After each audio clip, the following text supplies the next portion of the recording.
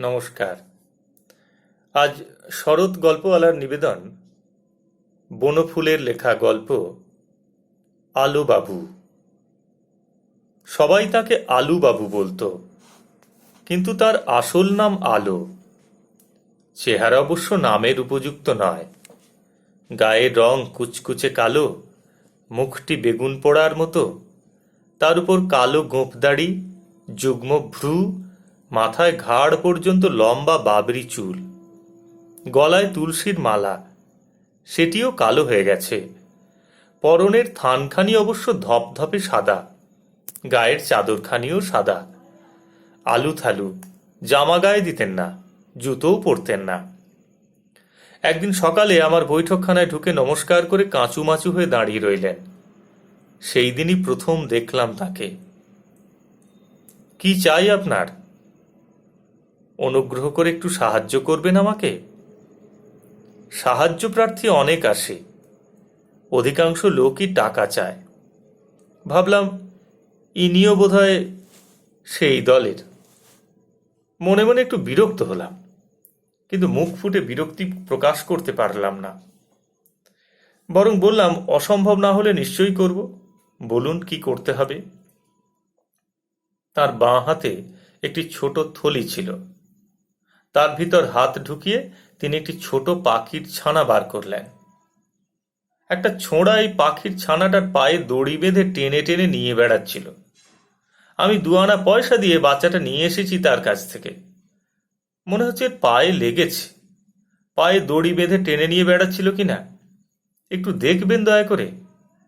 শুনেছি আপনি বড় ডাক্তার। দেখলাম পাখির ছানাটিকে, পায়ে সত্যিই লেগেছিল। টিংচার আয়োডিন লাগিয়ে বেঁধে দিলাম। কি করবেন এটাকে নিয়ে? পুষবেন? না, ভালো হলে ছেড়ে দেব। জীবন্ত কোনো জিনিস পোষবার সামর্থ্য নেই আমার। ইচ্ছে করে খুব, কিন্তু পয়সা নেই, সেই জন্য বিয়েও করিনি। কুণ্ঠিত দৃষ্টি তুলে একটু হেসে চাইলেন আমার দিকে। ও, এর আগে তো দেখিনি আপনাকে। কোথায় থাকেন? অবিনাশবাবুর বাড়িতে, দিন 7 হলো এসেছি। আর একবার কুণ্ঠিত দৃষ্টি তুলে চাইলেন। অবিনাশবাবু এখানকার নামজাদা উকিল একজন। অবিনাশবাবুদের সঙ্গে আত্মীয়তা আছে বুঝি? না, তেমন কিছু নয়। আমার এক দূর সম্পর্কের ভাগ্নির বন্ধুর শ্বশুর উনি। আসলে লোক খুব ভালো, তাই দয়া করে থাকতে দিয়েছেন। আলোবাবু পাখির ছানাটি নিয়ে চলে গেলেন। দিন কয়েক পরে অবিনাশবাবুর বাড়ি যেতে হয়েছিল। সেখানে আলোবাবুর সঙ্গে আবার দেখা হয়ে গেল।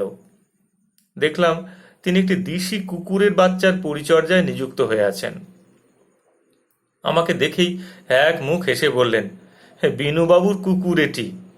কুকুর পোষার শখ আছে, কিন্তু সেবা করতে জানেন না। 2টো চোখে এতক্ষণ পিছুটি ভর্তি ছিল, তুলো ভিজিয়ে পরিষ্কার করলুম।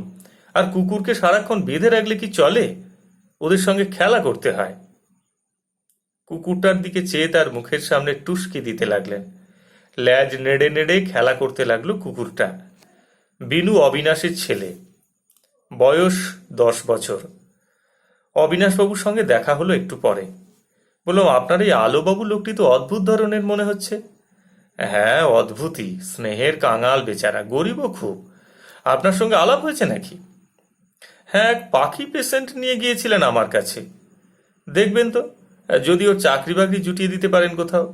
সেবা করতে বড় ভালোবাসে, বিশেষত সেবার পাত্রপাত্রী যদি অসহায় হয়। দিন কতক পরে সিভিল সার্জনের সঙ্গে দেখা হলো। একসঙ্গে কলেজে পড়েছিলুম। কথায় কথায় আলোবাবুর কথা উঠে পড়ল। সিভিল সার্জন বললে, এখানকার হাসপাতালে ওকে প্রবেশনার ড্রেসার করে ঢুকিয়ে নিতে পারি, তবে 10 টাকার বেশি এখন পাবে না, পরীক্ষায় পাশ করলে তখন মাইনে বাড়বে। আলোবাবু হাসপাতালের আউটডোরে রোগীদের ঘা ধোয়াতে লাগলেন। মাসখানেক পরেই কিন্তু চাকরিটি গেল তাঁর। একদিন আমার ল্যাবরেটরিতে এসে শুষ্ক মুখে বসে আছেন। কি খবর? আমাকে দূর করে দিলে কেন? একটা লোকের পায়ে ঘা কিছুতেই সারছিল না, সেই আমাকে একটা ওষুধ দেখিয়ে দিয়ে বললে, ওই ওষুধটা দাও, তাহলে সেরে যাবে। ওটা লাগিয়ে অনেকে নাকি সেরে গেছে। দিলুম ওষুধটা লাগিয়ে, প্রায় সঙ্গে সঙ্গে লোকটা চিৎকার শুরু করে দিলে। সে হই হই ব্যাপার। ডাক্তারবাবু এলেন, তিনি তো চোটেই লাল। বললেন, কার হুকুমে তুমি ঘায়ে কার্বলিক অ্যাসিড ঢেলে দিয়েছ? আমি আর কি বলবো, চুপ করে রইলাম। ডাক্তারবাবু আমাকে দূর করে দিলেন। আমি ওর ভালোর জন্যই ওষুধটা দিয়েছিলাম, আর ওর কথাতেই দিয়েছিলাম। আমি চুপ করে রইলাম। কি আর বলবো, সত্যি অন্যায় কাজ করেছেন। কিছুক্ষণ বসে থেকে আলোবাবু চলে গেলেন। কষ্ট হতে লাগলো ভদ্রলোকের জন্য, কিন্তু কি করব ভেবে পেলাম না। দিন কয়েক পরে অবিনাশবাবুর বাড়ি থেকেও বিদায় নিতে হলো আলোবাবুকে। শুনলাম অবিনাশবাবুর স্ত্রী দূর করে দিয়েছেন তাকে। আলোবাবু যা করেছিলেন তা কোনো মা সহ্য করতে পারেন না। তিনি এক বগলে কুকুরের বাচ্চাটা, আর এক বগলে অবিনাশবাবুর শিশুপুত্র তিনুকে নিয়ে একবার কুকুরটার মুখে আর সঙ্গে সঙ্গে তিনুর মুখে চুমু খাচ্ছিলেন। অবশেষে আমি আশ্রয় দিলাম আলোবাবুকে। একদিন সন্ধ্যের পর এসে দেখলাম তিনি একটা সোলার হ্যাট বাজিয়ে গুনগুন করে গান গাইছেন। আপনি গান বাজনা জানেন নাকি? কুণ্ঠিত মুখে উঠে দাঁড়ালেন তিনি। এককালে ডুগি তবলা বাজাতে পারতাম, দৈন্যের দায়ে সব বেচে দিতে হয়েছে, এখন হ্যাট বাজাই। বলা বাহুল্য, খুব কৌতুক অনুভব করলাম। হ্যাট পেলেন কোত্থেকে? অনেক আগে স্যুটও পরতাম, সব গেছে, ওই হ্যাটটি আছে কেবল। আলোবাবুর আরও পরিচয় পেলাম দিন কয়েক পর। একদিন দেখি তিনি ছুটতে ছুটতে আসছেন। কি হলো, ছুটছেন কেন? 10টা বেজে গেছে, আমার ঘড়িতে দম দেওয়া হয়নি এখনো। রামবাবুর গাইটার বাচ্চা হয়েছে শুনে দেখতে গিয়েছিলাম, হঠাৎ শুনতে পেলাম তার বৈঠকখানার ঘড়িতে টং টং করে 10টা বেজে গেল। তখনই ছুটলাম। আমার ঘড়িতে ঠিক 10টার সময় দম দিই। আমাদের যেমন খাবার, ঘড়ির তেমনি দম। বেচারির খেতে দেরি হয়ে গেল আজকে। তাড়াতাড়ি ঢুকে পড়লেন নিজের ঘরে। আমি একটু অবাক হয়ে গেলাম। আলোবাবু যে ঘড়ি আছে তা জানতাম না। তার পিছু পিছু এসে একটু আড়াল থেকে দেখতে লাগলাম। দেখলাম ঘরে ঢুকেই তিনি নিজের ভাঙা তোরঙ্গটা খুললেন।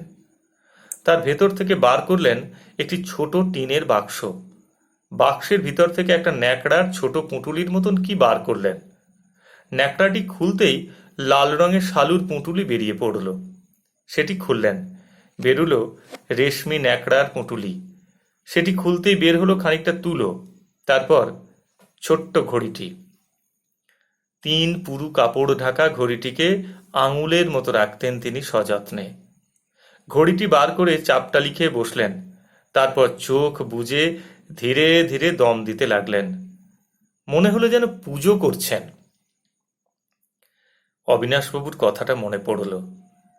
স্নেহের কাঙাল বেচারা, জীবনে কিন্তু ভালোবাসার সুযোগ পাচ্ছে না কোথাও। সব স্নেহ তাই উজাড় করে দিয়েছে বোধহয় ঘড়িটির উপর। একদিন ল্যাবরেটরি থেকে ফিরে দেখি আলোবাবু হ্যাট বাজিয়ে তার স্বরে গান গাইছেন। 2টো লাইনই বারবার গাইছেন। আমায় ওরা সইল না কেউ, আমার কাছে রইল না কেউ। আমি খানিকক্ষণ দাঁড়িয়ে রইলাম অবাক হয়ে। এমন গলা ছেড়ে গান গাইতে শুনিনি কখনো তাকে। দাঁড়িয়ে থাকতে দেখে থেমে গেলেন তিনি। আজ এত জোরে গান গাইছেন কেন? এমনি।